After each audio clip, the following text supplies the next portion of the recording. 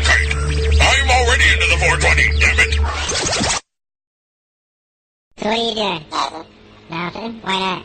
Trying to get on this Lifestyle Radio website. Sounds like a cool website. Yeah, it's alright. Oh, wait, I might have it. You might have it. You're listening to Lifestyle Radio. The opinions expressed during this show are those of the individual participants and do not necessarily reflect the opinions of their associated organizations or Lifestyle Radio. You like music, you like weed, well, we gonna be good friends indeed. 'Cause there's not much I like more than smoking trees. They'll make you dance the do-si-do and teach you how the chiba grows. Smoke a bowl on the 420 radio show. On Lifestyle Radio. You're supposed to sing, Paula. Yeah, other people there, the people there were supposed to sing. Everybody sings the song when we start the show, including Jack. I was singing in my head. We are live at lifestyleradio.net, and we have our pal who I absolutely adore this man. Jack Lloyd is here with us because he likes hanging out with us. I am here at Gunjanistas in Hamilton with Paula and her girls, and we're boiling hot here. It's like 35 degrees outside. Oh, my goodness. Yep. Marcel is here, as is Mary Jane. Hi, guys. Hi, Marcella. Hi, Mary Jane. Hey. And, of course, Jack is here with us. Hi, buddy. Hey. I'm chilling with Marcel at his house with all of his delicious treats. I'm just kidding. There you go. Yeah, you wish. Marcel's going to strangle me now. You're lost, buddy. So it is. I'm sorry. Since you mentioned that you're in Halifax, why don't you tell us the reason as much as you can? So we had a hearing. Part 3 of the Controlled Drugs and Substances Act is a part of the act that is almost never litigated. It's litigated in a limited set of circumstances, and that's when there's a chance that a substance that was seized from someone was destroyed, possibly improperly, and often it'll be litigated on that. It's never been litigated when an individual who had a license to possess and produce plants had those plants destroyed. And so there was an argument today was jurisdiction. So very interesting issue. Great submissions by the Crown, and I think great submissions by our side as well, and a really good judge as well. So I'm hopeful that we're going to get a great ruling talking about, how police should be dealing with plants that are seized from licensed patients. So that was pretty much the scope of it. It's actually somewhat technical legal argument, so it's not really that much fun to. So it's like really, but boring. I mean, Chris and Jess have been through the ringer the last couple of years. They really have. I mean, they've been mugged, they've been raided, and now they want to get their stuff back, right? Yes, an order for the return of these items. And so today was largely about whether or not a provincial court judge, so a provincial court judge is statutorily empowered. So that means they can only do things that the Criminal Code or the Controlled Drugs and Substances Act or whatever other piece of legislation, usually the Provincial Courts of Justice Act, empowers them to do. And otherwise, you have to go to a court that's called a court of inherent jurisdiction. So we were arguing that the trial judge, the original judge, had jurisdiction to hear this matter and to give us a ruling. And the government, or rather the Crown Attorney, was arguing the opposite thing, and that's called a forum non-convenience argument. So they were just saying this isn't the appropriate forum for this argument. This should be heard in the Supreme Court. Oh, really? And we had very lengthy arguments about that. It's it's heard very rarely an argument of that nature in criminal law. So it was pretty unique. So I think I'm very hopeful we're going to get. I think it's going to be very informative. Yeah. Okay. I don't. Well, it's a provincial court ruling, so it can't. It can be horizontally precedential. Okay. Or if it was upheld by an appeal court, it might be precedential. But in and of itself, it doesn't bind any other courts. It might be very persuasive, but it's not binding. Right. Yeah. Its value is that it may well be the only ruling on this issue. And so other courts will read it, and that's why it's important, because this issue is going to come up more and more. Have the courts been returning things that have been taken from raids? Like I know that NJ Weedman in the States is going through that right now. He got a jury nullification. Now he wants his shit back. After like 300 and some odd days. Yeah, it's the same as any other case dealing with Part 3 of the Controlled Drugs and Substances Act. They'll have a similar provision there. You need to have lawfully possessed whatever substance they seized. So if you can't show lawful possession, you're going to struggle to get a court to order it to be returned to you, because the second they return it to you, you're guilty of possessing something unlawfully, right? So, and that actually makes perfect sense. I can understand that, but they were legally within the rights to have that equipment. That is absolutely true. Yes. Right. So this is going to be an interesting one. Yes, you can. No, you can't. Oh, I'm. You guys are experiencing. We had like 8 hours of it. I pulled an all-nighter getting ready for it, so I'm all full up on this argument. A very interesting argument, and I think important for our community, because how often do people get raided and then the charges don't go anywhere, and some poor guy and they never left. get their stuff back. Yeah. Yeah, I would think a lot of people. Geez, Jack. The cops actually took about 5 pounds of my stuff that was lost in transit. You want to help me get it back? Bring it on. There you go. Jeez, man, I wish I'd known you a couple of years ago. So often, your lawyer's advice is going to be don't say that it's yours, because that's, quite often a fundamental part of your defense, right? Right. Mm-hmm. Except in this case, where you're legally entitled and you might want it back, it might be in your best interest to say that it's yours and that you want it fully accounted for, because you're going to get it back. That's right. Yeah, it may well be absolutely in your best interest to make a claim for the darn thing. So what happens when... But it may also, and I'll just clarify that I always recommend speaking with a lawyer before you make any statements in that regard. That's of the utmost importance. Yeah, make sure you're going to get a lawyer like Jack with a brain. Not knocking your profession, man, but there's a lot of them out there that don't stop and think. So, Jack, what do you think that somebody should be thinking? An officer walks into their house or where they're working or whatever and confiscates their medicine, and they're legal. What's the procedure there? Because a lot of people don't know. Like, what should we be doing? So if you're lawfully entitled to it, and we're getting into this funny territory where... Yes. What is lawful? You need to be conscious of what's the law now and what's the law going to be in 109 days, right? Yeah.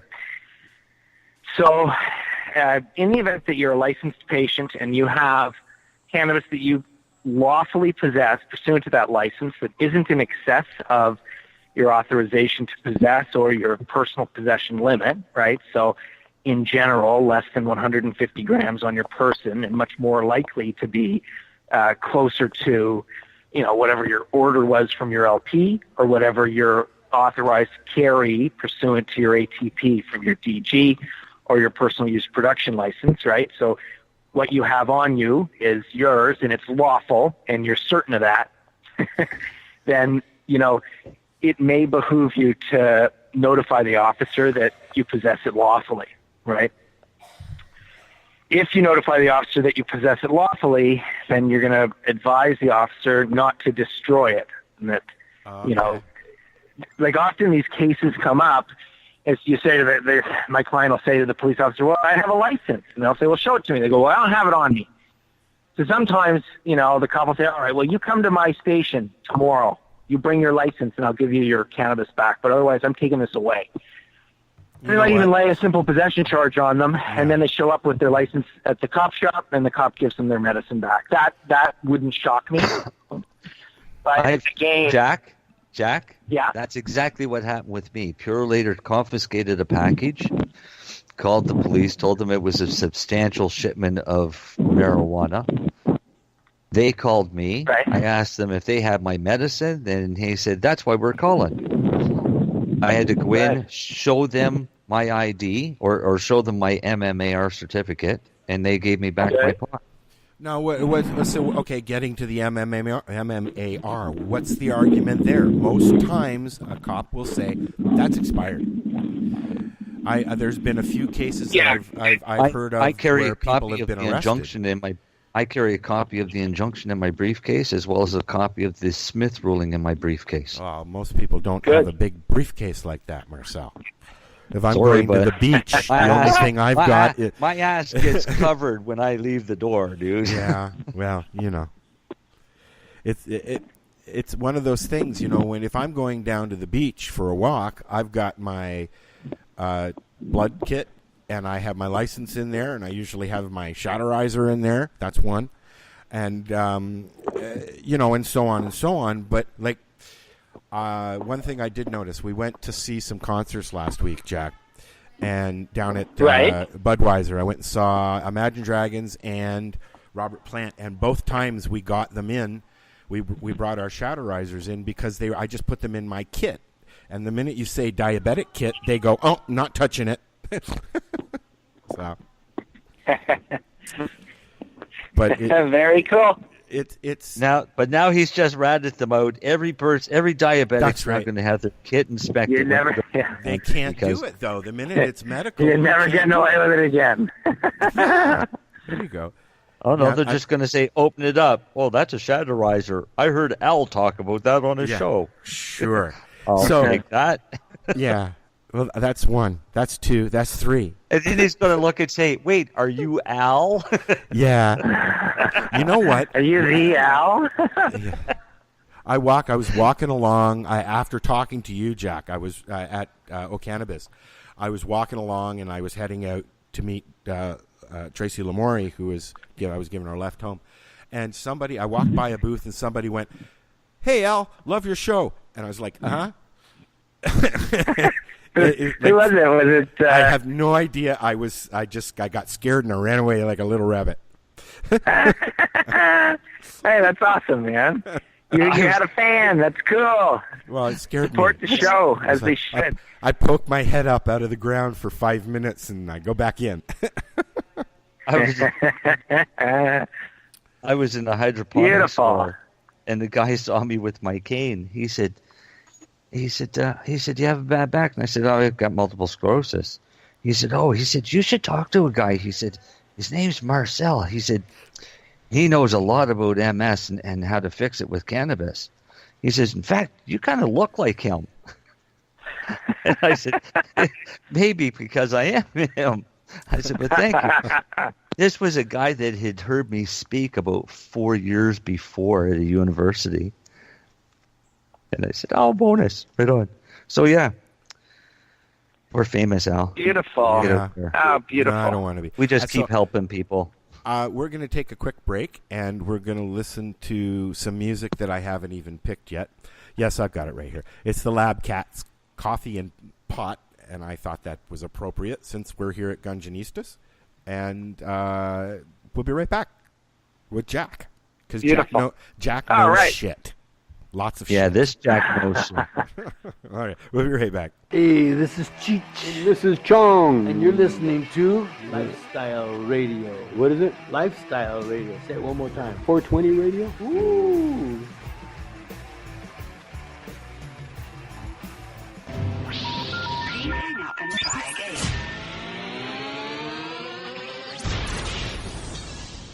You're listening to Lifestyle Radio. Celebrate Indigenous Awakening at Legacy 420's first Outdoor Music Fest, August 11th on the Tyendinaga Mohawk Territory. This one's about rock and roll and comic books and bubblegum. Featuring Headstones, DJ Shove, Derek Miller, and more, with host MC Howie Miller. Opening drum ceremony at 12 noon. Medicinal, food, and Indigenous vendors and artists. Free camping. Tickets $75 at legacy420.com. A 19 and over event. Indigenous Awakening, Saturday, August 11th on Tyendinaga Mohawk Territory. Take Highway 401, exit 556. Sponsored by NIMCA and Legacy 420.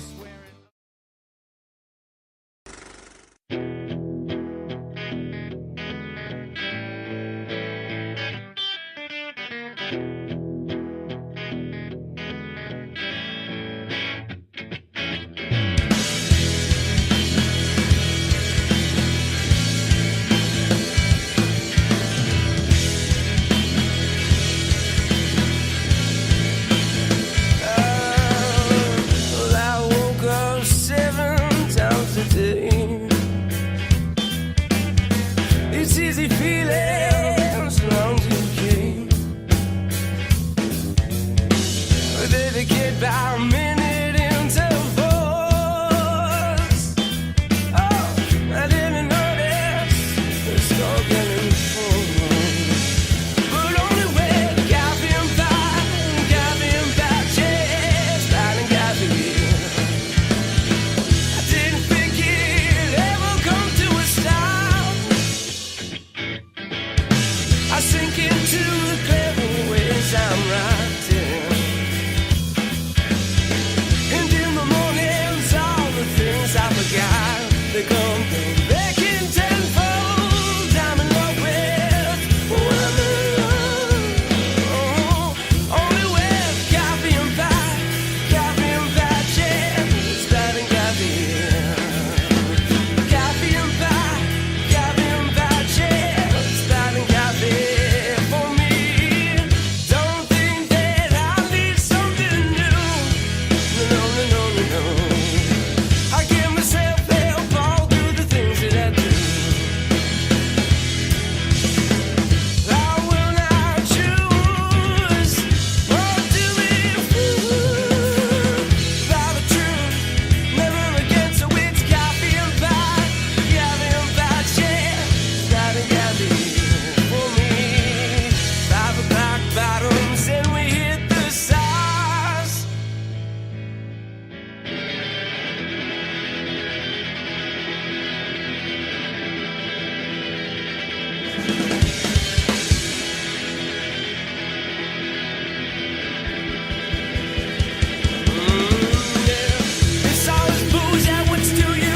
Inside my shoes.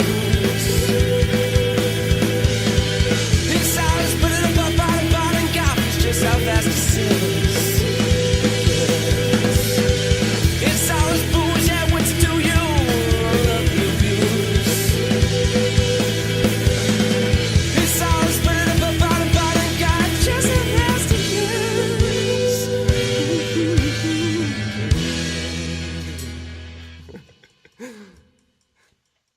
See, now, you see, I have to tell Jack to be quiet because he likes to talk so much about stuff. And, Jack, you know, I adore you and I adore what you do. And thank you for everybody that you have helped, you know, for what you've done. I have a question. Here in Hamilton, there are dispensaries popping up all over the place and lounges popping up all over the place. And we have the one here, the Hamilton Village Dispensary that you were working with to allow them to stay open. The judge basically said you can stay open until this is done, right? Yes. So can you explain why that is happening? Because, you know, dispensaries are popping up all over Hamilton, but not Toronto. Everything's going underground. So, two reasons. Reason one is you don't see such aggressive enforcement as far as police raids are concerned in Hamilton, and reason two relates specifically to the municipal licensing and standards issue that I was counsel on in Hamilton. So Hamilton had its injunction, which was unsuccessful. And as a result, Hamilton Village Dispensary is, until there's a hearing, it's exempt from the bylaw.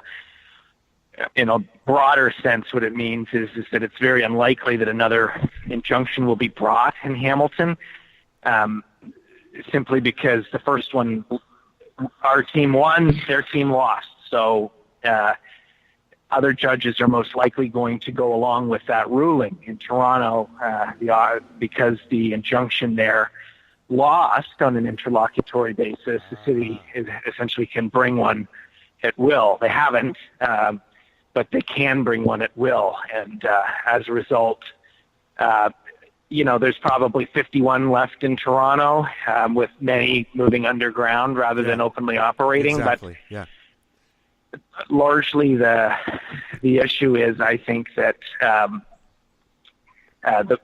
police, the city and the police can make it too difficult to continue existing. Yeah. So only certain ones continue. I think the other thing is yes, it's great that judge has seen common sense to do this in this case. But if Hamilton gets overrun with dispensaries and lounges and things like that, I could see the next judge stepping up and saying, no, and putting the kibosh to it. Well, I don't want to say too much in case I'm being listened to, but you're correct that they may well bring a broader injunction and relitigate the issue. But of course, our community is a resilient one, and we're ready to fight. And we know this is in a broader sense, an important conversation, or I suppose you'd call it a dialogue, between our community and society at large. And we're on a massive fight right now for self-determination, and all of these important issues relating to self-determination for our community. They rise on patient rights and access rights, and generally movements struggle when they get to the point of economic rights. So we've got the final hurdle, which is allowing for small privately owned businesses, and that's where we're at right now. So whether they're going to push the envelope too hard in Hamilton, maybe it will either result in increased enforcement, or it'll result in the police or the city issuing rules and regulations for their operation in order to curb their behavior. Well, okay. So, what is this padlocking I'm hearing about? They're saying that they have the right to go in and padlock a business if they're not adhering to the bylaws. No. Okay. The padlock issue arises pursuant to Bill 174. That's the provincial legislation. The provincial legislation allows for a same-day closure order to be issued, so that will shut the premises down immediately. Yeah. And it's not like the criminal law where you're innocent until proven guilty pursuant to the bylaw. If they say it's a police officer's the enforcement mechanism for the closure order. So if a police officer says, no, you're operating illegally, then they can bar anyone associated with it from the premises and padlock the door. And their position is, well, if you want to challenge it, go ahead, but it stays padlocked until you get a ruling. And is that happening? In a sense, that's happening on October 17th. So unless we lobby and fight and push for change, that power is forthcoming. So we've had some heartening changes in the regulations that were released 2 days ago from Health Canada. So there may be broader and better opportunities for businesses to join the legal framework. But as far as private shops go, and as far as private vapor lounges go, they're not envisioned in Ontario. So you need to be talking with your local member of provincial parliament and talking to them about how important it is to you, talking about how these are small businesses, are, like it or not, the Progressive Conservative Party is a party of small businesses. And, it seems offensive to the foundations of their party that they would essentially render thousands of people out of work, shutting down private dispensaries and lounges in order to spend billions of dollars opening their own shops. It just doesn't make good sense. So we've got a good case, but we need the government to listen. And so lobbying, talking to your local politicians, like now is the time. I can't stress that enough, because October 17, they're going to be able to, we won't, it's not like an injunction where at least we have a chance of fighting it. This is just a closure order without the opportunity to prevent it from happening. So the Hamilton Village dispensary case does also have a vapor lounge aspect to it. So we are challenging the constitutionality of barring lounges. So a win in that case may spark change for the community and for access rights. But right now, it's up in the air. And not looking as good as we would want it to. So what are we supposed to do? Anything, go to the PC Party website. Yeah, and start bugging them. Ask to talk with the representative. Yeah. Well, so and then what start are we talking supposed about to do then, jobs. Jack? Because, as it stands right now, if I was a heroin addict, I could go to a safe injection site and get my medicine and go back about my day.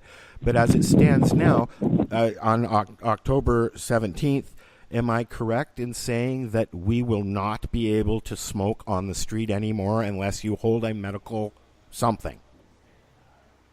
Well, under Bill 174, that's the Ontario Provincial Act, and a host of other provinces have different rules and regulations. Ontario's is simply the most draconian. So unless you're medical, that's correct. You can't do it outdoors. Now, it's a ticketable offense, but that's scant. They're giving $85 tickets here in Hamilton. I've heard several people say that a few people have been fined. Well, those fines are right. The law's not in effect yet. That's right. So they're issuing you bylaw tickets relating to a host of issues, but that's not what the new law is. The new law, these are going to be new special tickets they issue if you're consuming in public. But we got to keep pushing. So somebody that gets charged with one of those tickets needs to raise this constitutional issue. Yeah. Fight it like a So we got to go back to court. Yeah. Again and again and again, and I think that I think we've got a few more years to go here, There's lots of great changes happening, but there's also still a lot of fights that need to happen. Yeah.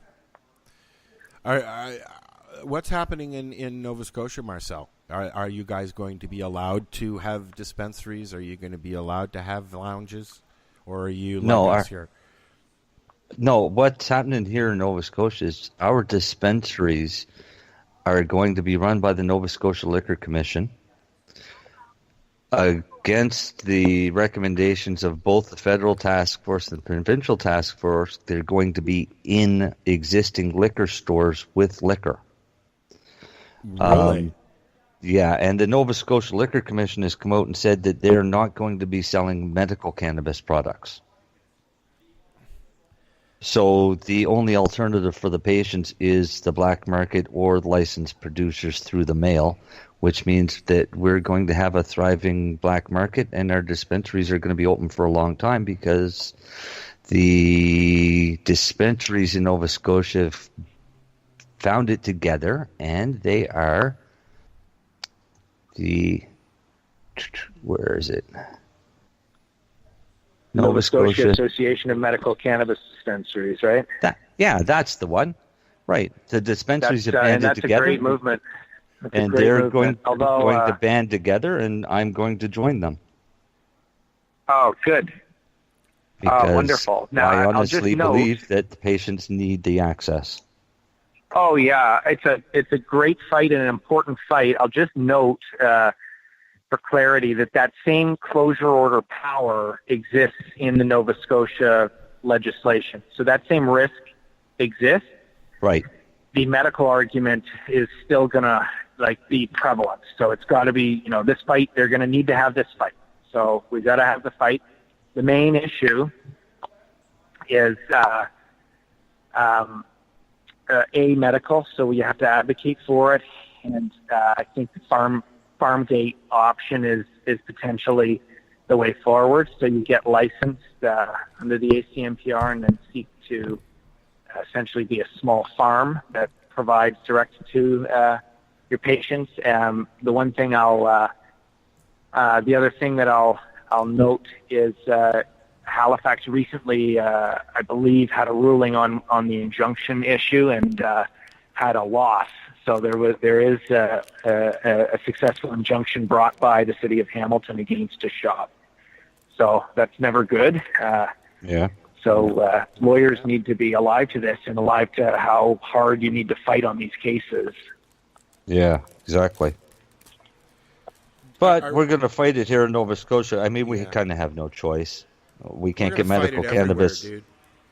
Yeah. But again, it was never legalization. There's nothing legalized about this. No. This is worse than tobacco and alcohol ever was.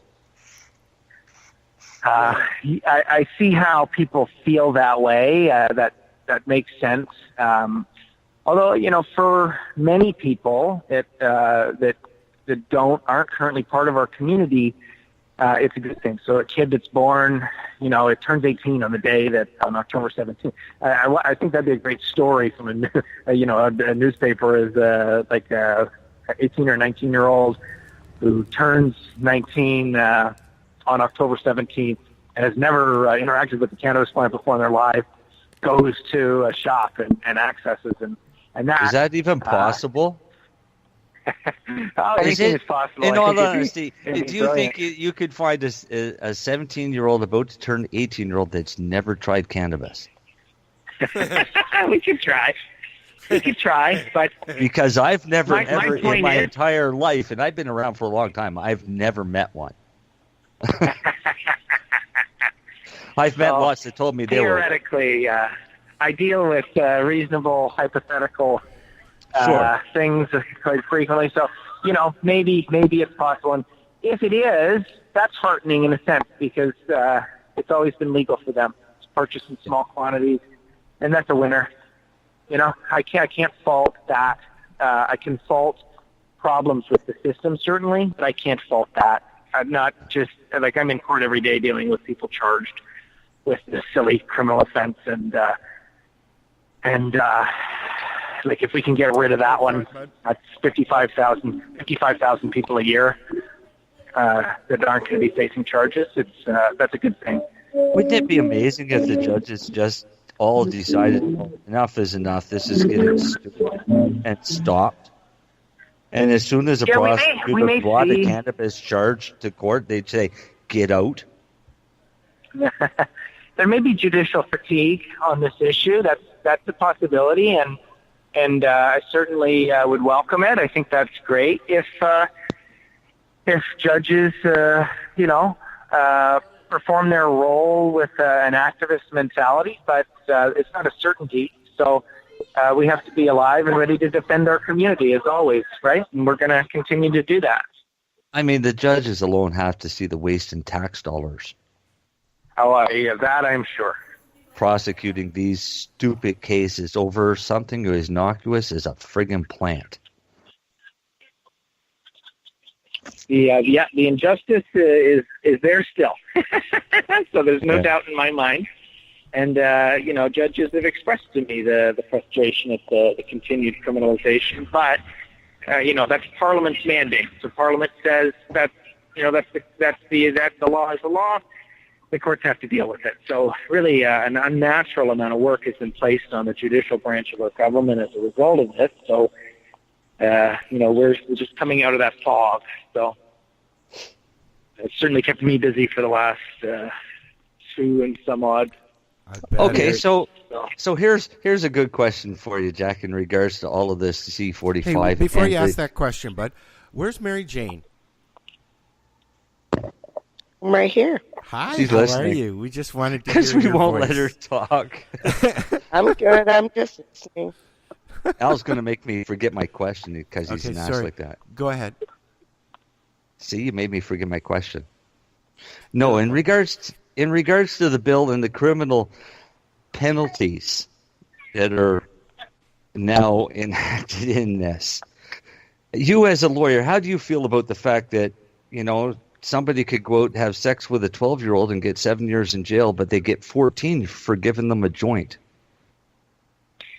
Well, I think the comparison is it's both apt and not apt. Obviously, culpability and moral blameworthiness form part of the analysis at sentencing if anyone's found guilty of an offense.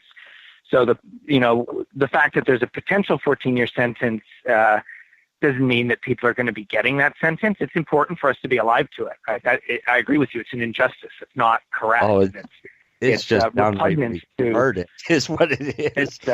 It's very we can agree that it's very bad. Now, if you were found guilty of this particular offense, and this is important for lawyers, is we need to be ready to deal with someone that's found guilty of precisely what you've described, because we have to be ready to make sure that nobody's getting jail sentences over this issue, because that's nobody should be in an iron cage for cannabis. I don't care how much cannabis. I don't care, what you did with that cannabis. If it's just cannabis, nobody should be going to jail. And so, I agree. And I fight pretty hard on that issue. So there was a loss recently of a dispensary supplier in Waterloo that got 45 days, and that I spent hours trying to help with that case and was unsuccessful. So, people, and it was medical. He was providing medical cannabis. And so, that is just it's upsetting. Heartbreaking. Very upsetting to me. So, appeal it to a higher court. The higher court's got a little more brain. Yeah, 45 days means you go in on weekends, and for some people, fine would be more onerous. But here's the thing, Jack. For people that have never gone to jail, serving weekends can a lot of times be a lot worse than serving straight time. Because serving weekends means that you have access to the outside world for that week. So you're expected to bring back a few goodies when you return. Or else. Okay, so there's an argument. Although in my experience, usually on that, you're out, you go to jail and sign in, and then you get released to go do your work program or whatever on the weekend at the Salvation Army, et cetera. So I see your point, though, that and that's a broader point about prison and prison reform that needs to happen. But our focus right now is no jail for cannabis, right? And that's an important. That's the way it should be. To be dealing with. As it should be, yeah. Yep. We're going to have to take another quick break, guys.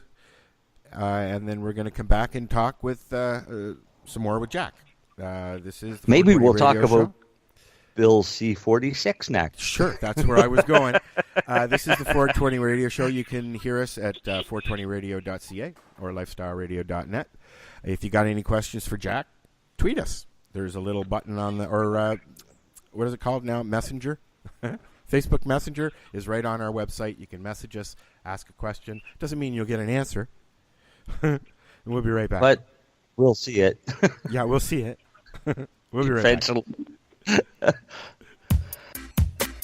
Man, have you been to Cannabis yet? Cannabis, Campbellford's premier cannabis culture shop at 19 Bridge Street West.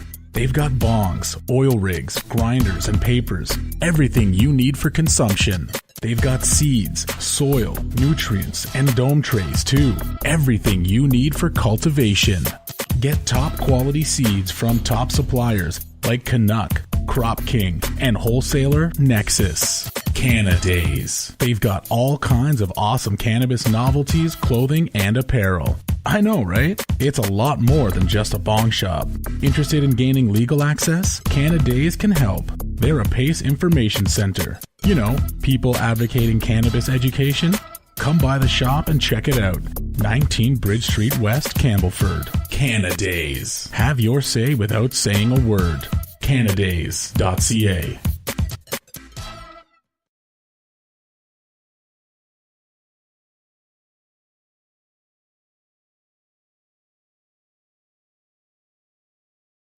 Are you looking for cannabis news, education, and people's opinions?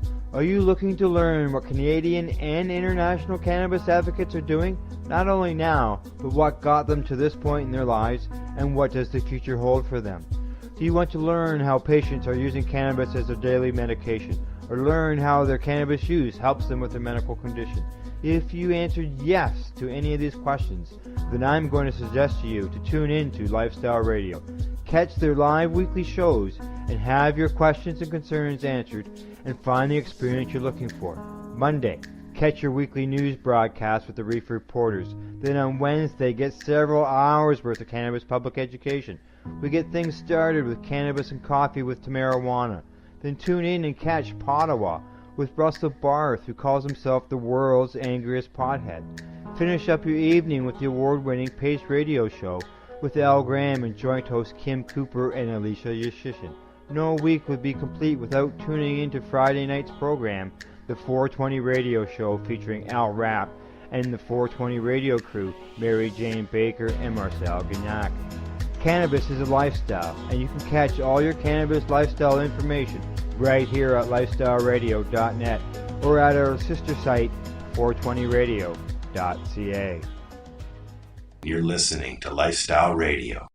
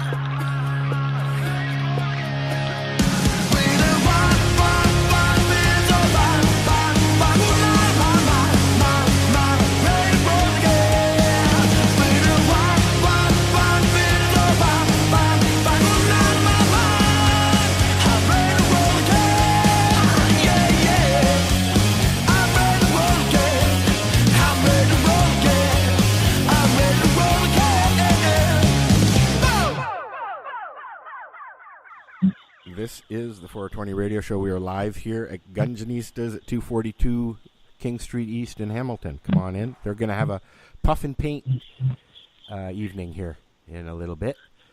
And we are chatting with our pal Jack Lloyd. And we wanted to switch from C45 to C46. And I have a scenario for you, Jack. I'm medicating at a lounge. and I walk out and I get in my car and I get pulled over a few blocks away. And the officer says, I just saw you coming out of the lounge. Have you been smoking cannabis? What do you do? Right. Well, your situation is different than a recreational cannabis user situation because you're a medical patient. So there's going to be a different test applied for medical patients, but don't quote me on that because I haven't. This is a situation in which litigation needs to happen. So, in short, they're going to have a blanket ability to seek to charge you with some kind of a violation under C-46. This may be it differs across the country because head riding is prosecuted differently across the country. C-46. One sec. Under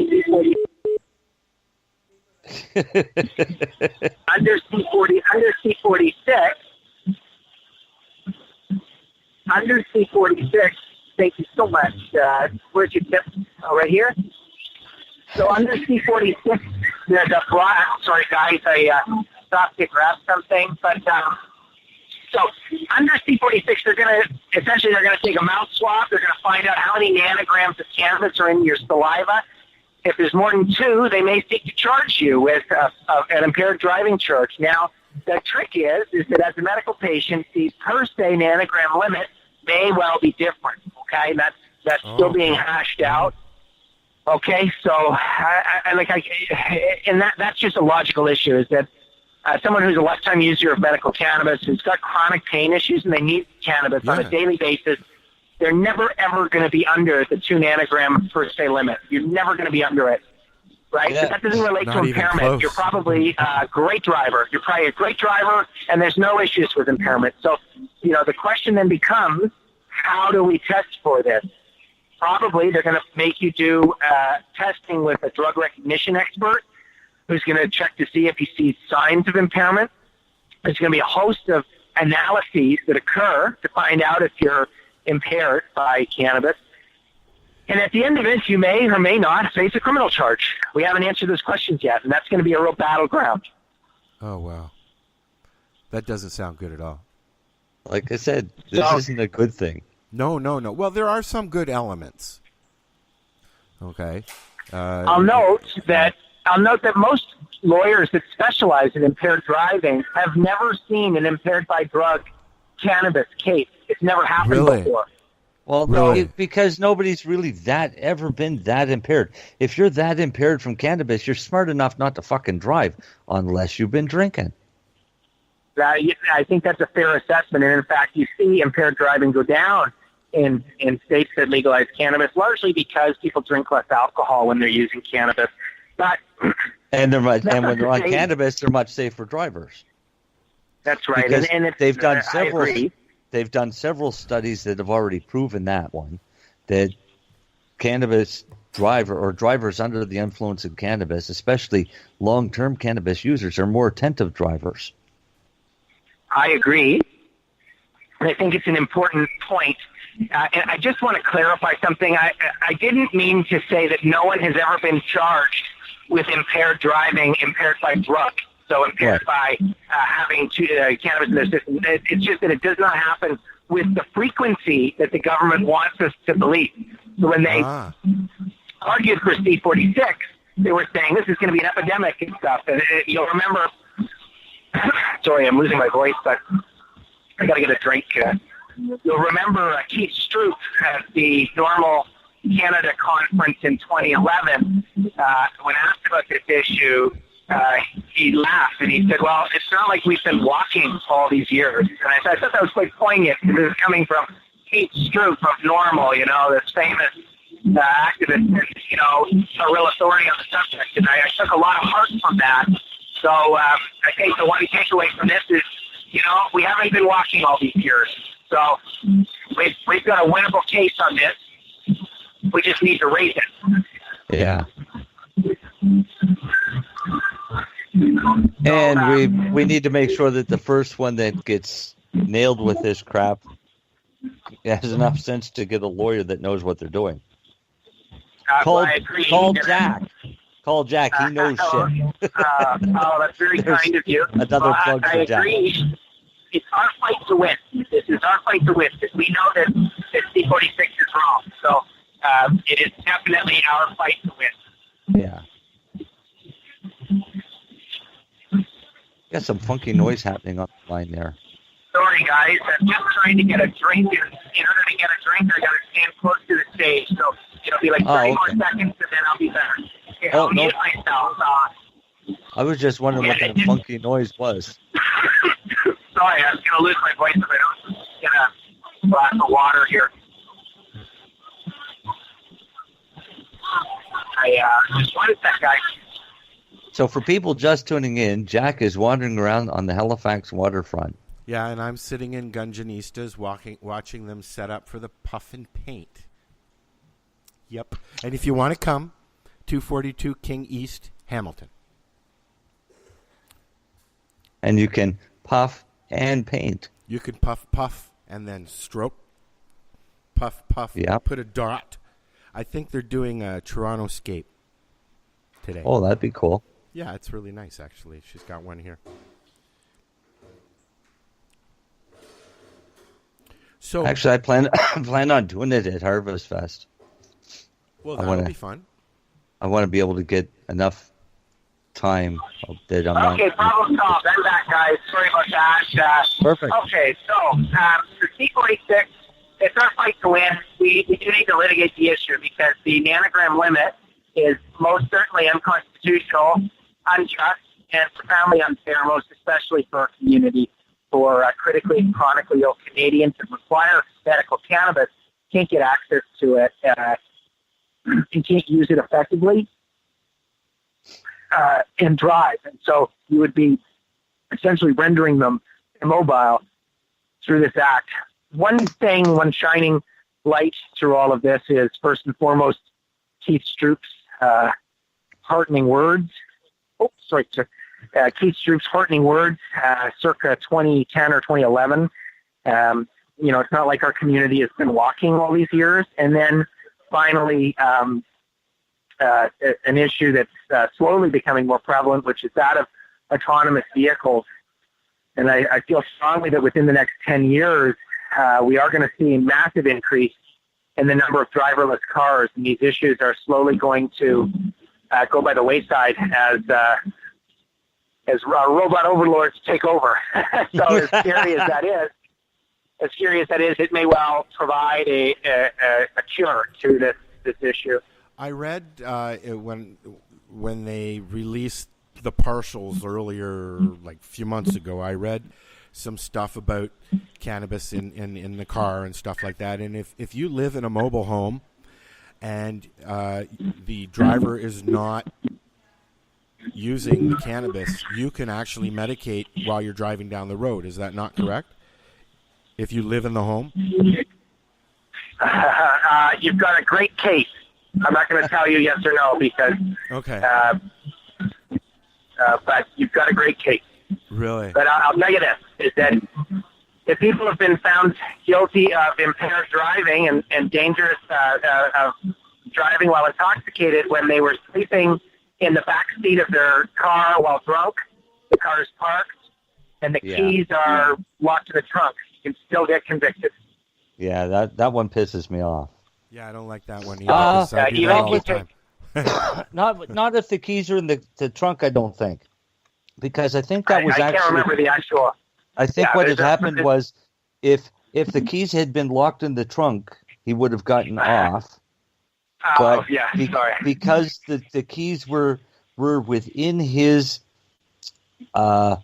access, I guess, or immediate access, was more the reasoning of why they allowed the charge to go through. It was something really stupid, because I think if the guy's smart enough to sleep it off, let him fucking sleep it off.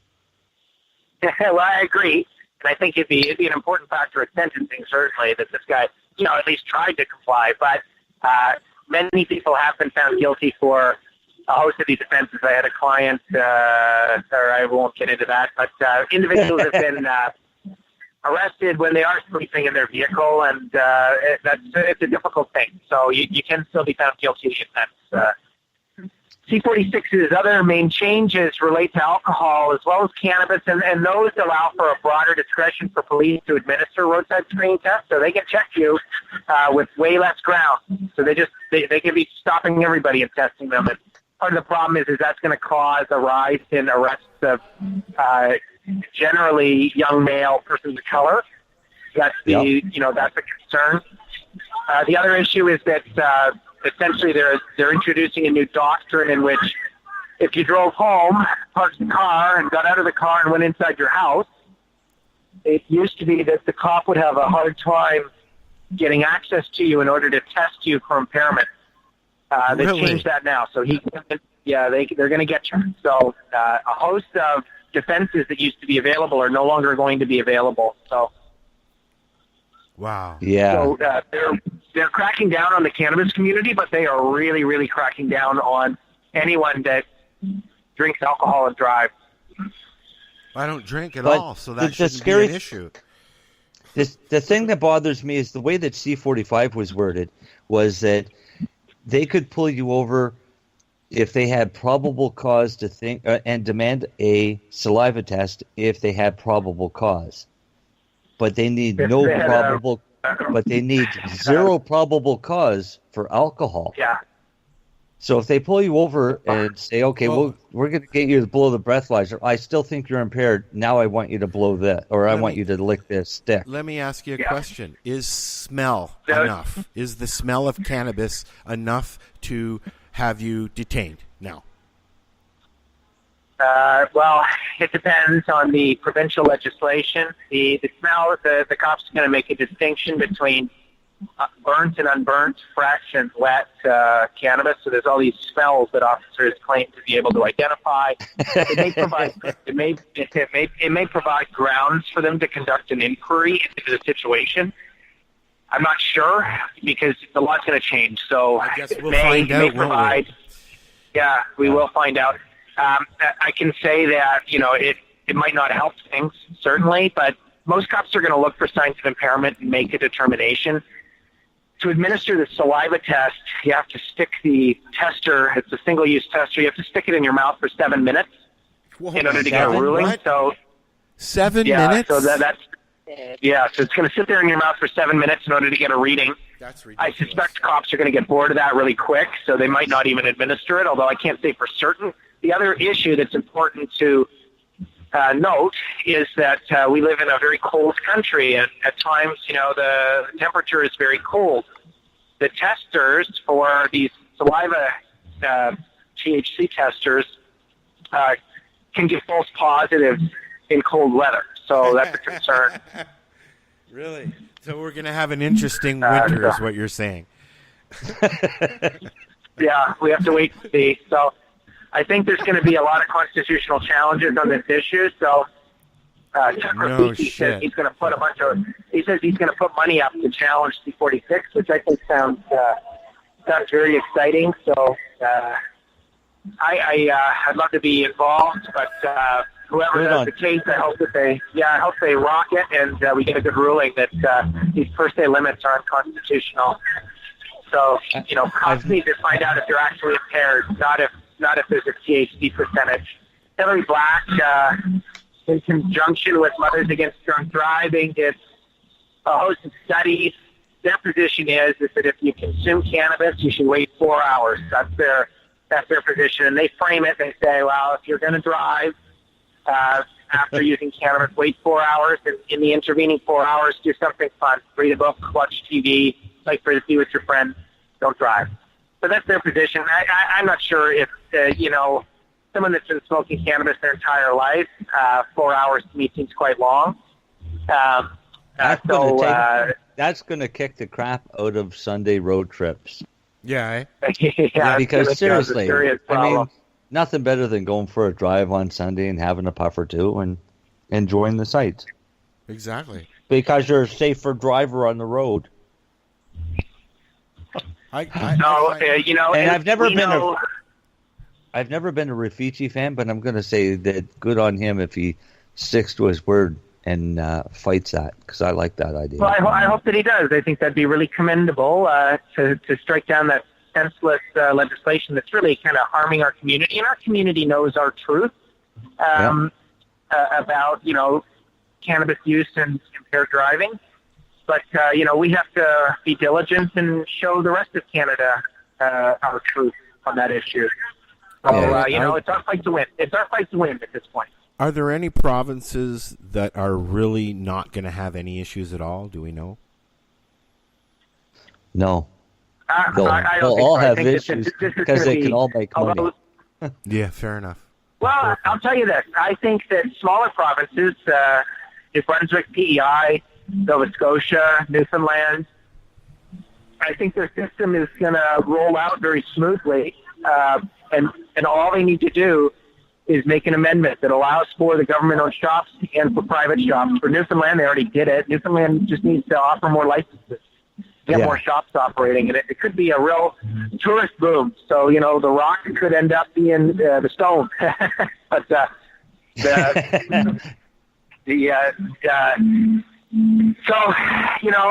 big changes afoot, but there's a lot. I don't like to get down about it. I think that we have a huge opportunity to get a really good framework in place. I'm proud of Canada as a nation. Nobody's going to be arrested for less than 30 grams of cannabis. It's and it's because I deal with it so frequently. Of like somebody hanging out in Parkdale or hanging out somewhere and suddenly getting dropped into the criminal justice system. It's quite traumatic. It's not very nice. It's scary. Yeah. It fosters distrust of the police. It fosters, post-traumatic elements of stress and things of that nature. And it also potentially could mar their criminal records for the rest of their lives. And that's going to go away. I think as Canadians, we should be proud of that. Well, that is true. And do you think they're actually going to? There's a Harley afoot. They're actually going to start pardoning. There's been a lot of. Well, they say we're not talking about pardons yet. Bill Blair says it's an injustice. I agree. It's grossly disproportionate. But Bill Blair's saying grossly disproportionate in relation to simple possession charges. Yeah. Where the real value of pardons comes is theoretically, for possession of cannabis under 3 kilograms for the purpose of trafficking. That's right. That's our next hurdle. That's going to be the real fight. So I think we're going to win when we fight over simple possession. But I think, they're going to put up a heck of a fight regarding trafficking under 3 kilograms. And, on a reasonable hypothetical, so, if we assume, that's passing a joint from person A to person B. So it's not, that's trafficking under 3 kilograms. Huh. Right. Are they going to push it that far, do you think? Well, logically, it's already there. So, if you have ever passed a joint from person A, I think we can do it. I think we can definitely do it. I can't see why not. Because, to me, that was always the stupidest law ever, was just passing a joint constituted trafficking, giving somebody cannabis constituted trafficking, selling somebody cannabis was trafficking. Well, yeah. But giving it, no. Yeah, but then their attitude was, well, if you went and picked it up for somebody, then you were trafficking. We need to add... Go ahead, Jack. Oh, I agree with you, and people face significant jeopardy on that issue. I'm actively on cases where, there's clear, on certain cases, I'm fighting hard just to get a case so that my client can plead guilty to simple possession of marijuana, because I know that I can win that fight in 109 days to get that offense pardoned. So there's a lot of value in it. So there's a lot of fights left to be had. So, our community needs to keep being diligent and to keep being good people, man. And hopefully, the rest of Canada catches up with us. And then the rest of the world catches up with Canada. Well, I'd like to be there that first time a cop walks up upon you, sir, and says, "You can't do that here, Jack." I think that would be a very interesting argument to hear you have with a police officer, if you haven't already. I would avoid that like the plague, but I think there's a lot of value in it. A lot of value in open, honest discussion with law enforcement. Yep. And in our community, we want to be law-abiding, right? If they give us good rules, we'll follow those good rules. And let's also remind people that most police officers are on the same page as us. They don't want to deal with pot anymore. But they are working. They have a mandate, and they will continue to do their job. And a lot of cops will tell you that. I got no issues with cannabis and people who use it, but I have to do my job. Well, they can decline, they have discretion under the Police Services Act to either enforce or not enforce the law. So I don't buy that.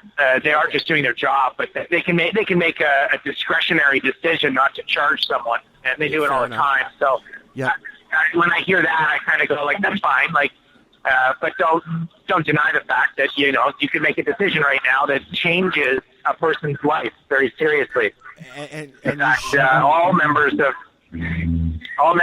the executive branch of government, so that's cops, border agents, etc., ought to be conscious of these issues and making careful decisions about who they lay charges against, and members of the judicial branch of government. So that's justice system participants, judges, and prosecutors alike also have to think very carefully about these issues, about how we deal with individuals that have been they're about to be prosecuted by the full power of the state, whether that's in anybody's best interest.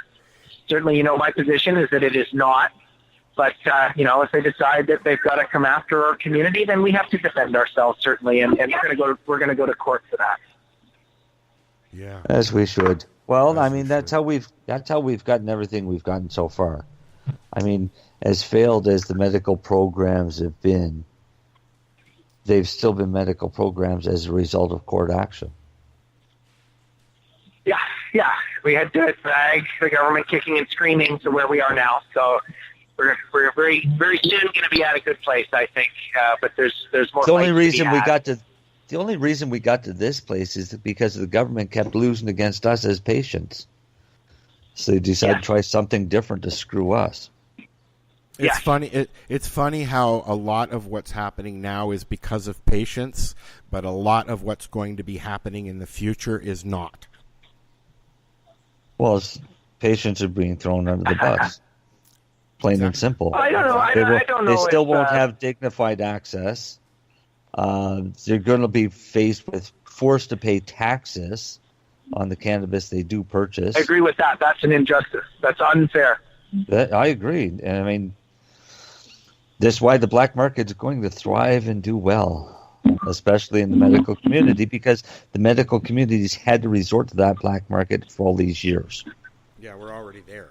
I agree. Definitely agree. Been there, done that. We already have the system. We know how it works. We know how to make it work. We can help more patients. Yeah, fair enough. So, I think that we're going to cut things short because I know Jack wants to go and enjoy some ribs and probably a cold beer and a doobie. Sounds heavenly. Is there any more Harleys? Please give yourself a shout out if somebody's in trouble and they need your help. How can they get a hold of you? So I'm Jack Lloyd. I'm a barrister and solicitor. I practice across Canada, but I'm based in Toronto, Ontario, Canada. I'm currently in Halifax, just dealing with a really interesting and important case.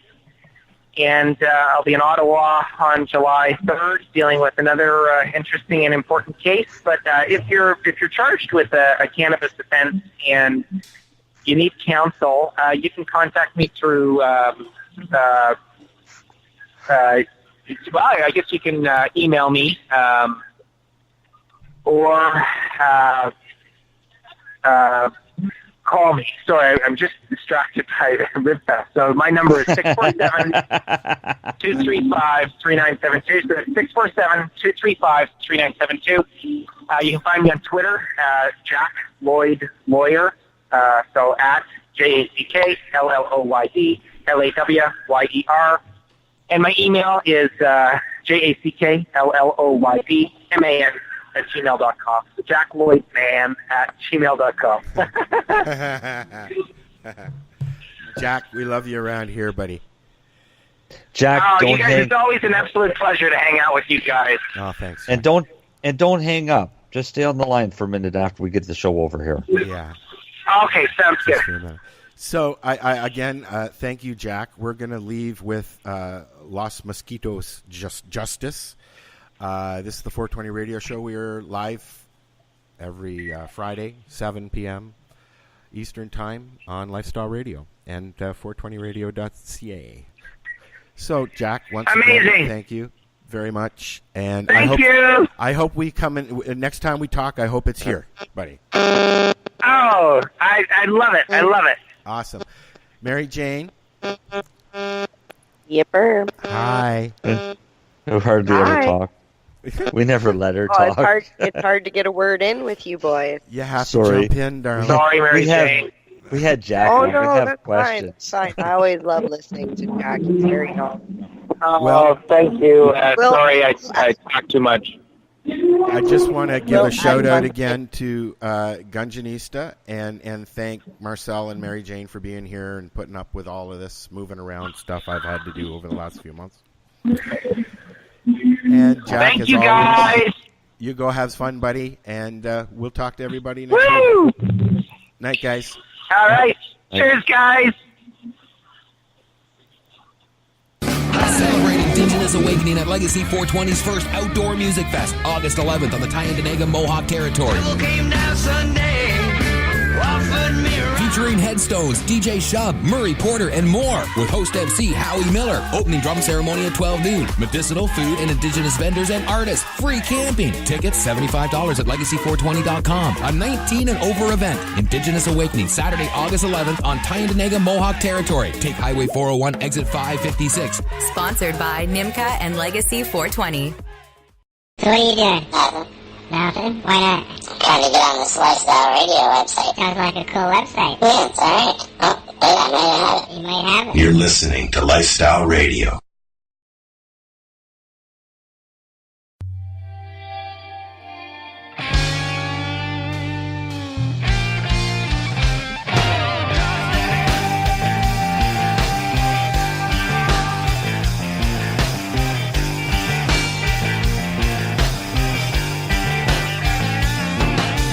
Power to the people. Every soul is equal. Overcome the system.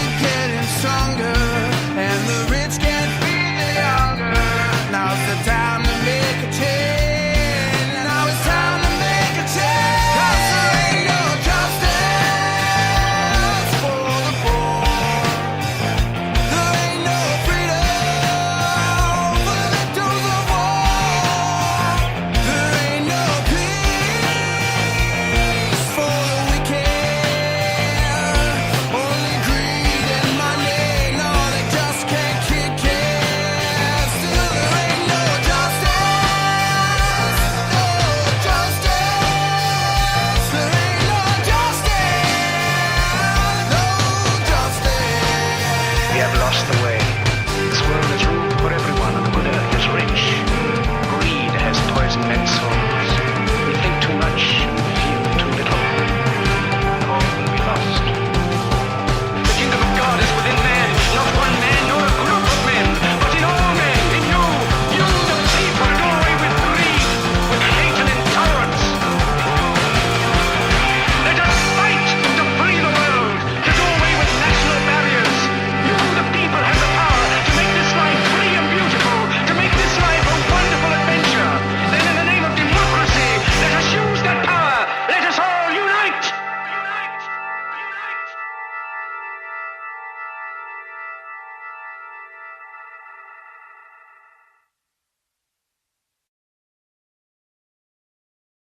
So what are you doing? Nothing.